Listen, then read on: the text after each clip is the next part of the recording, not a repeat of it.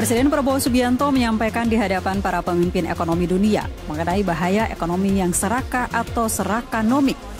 Menurut Prabowo, ekonomi yang serakah menjadi penghambat utama pertumbuhan sejati dan merusak keadilan. Pesan itu disampaikan dalam pidatonya pada pertemuan para pemimpin ekonomi APEC di Jeonju, Korea Selatan pada Jumat 31 Oktober waktu setempat.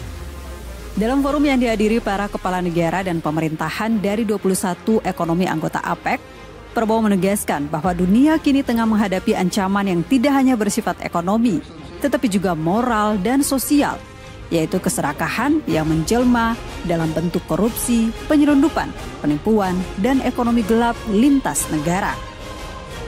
Prabowo juga menyampaikan keprihatinannya terhadap meningkatnya ketegangan global dan menurunnya rasa saling percaya di antara negara-negara dunia yang membahayakan stabilitas ekonomi.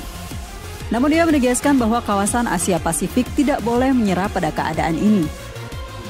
We are fighting corruption, fighting fraud, and fighting the greed economies that are holding back real growth. I believe that Asia Pacific must not accept division as its destiny. We must rise above suspicion, fear, and we must rebuild trust amongst ourselves and amongst the global economy. Menurut Prabowo, APEC didirikan atas keyakinan bersama akan pentingnya pertumbuhan ekonomi yang inklusif dan kerjasama lintas batas yang adil. Prinsip itu tidak boleh pudar meskipun dunia sedang dilanda ketidakpastian. Prabowo juga menegaskan kembali komitmen Indonesia terhadap sistem perdagangan multilateral berbasis aturan dengan Organisasi Perdagangan Dunia atau WTO sebagai intinya. APEC was founded on a shared belief in inclusive economic growth and cooperation. This belief must endure. We cannot allow fragmentation to undermine the stability that has long sustained our growth. Indonesia is committed to a rules-based multilateral trade system with the WTO as its core, and to ensure that everyone competes on a level playing field. Ia menambahkan pertumbuhan ekonomi yang menyingkirkan sebagian pihak hanya akan melahirkan ketimpangan dan potensi konflik. Oleh karena itu, Prabowo menekankan bahwa inklusivitas dan keberlanjutan harus menjadi pedoman bersama dalam pembangunan ekonomi global.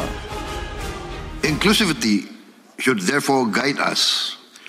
Sustainability must also always be our guiding compass for a safe future for the world.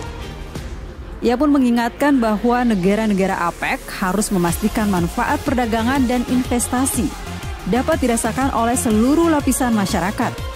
Kolaborasi publik swasta di kawasan juga harus berorientasi pada kerjasama yang berpusat pada manusia, people-centered cooperation and economy, pada segelintir elit. Selain itu, Presiden menyerukan kerjasama multilateral untuk melawan kejahatan lintas negara seperti penyelundupan, pencucian uang, perdagangan manusia, dan narkoba yang merusak fondasi ekonomi dunia. Tim jurnalis MTV melaporkan.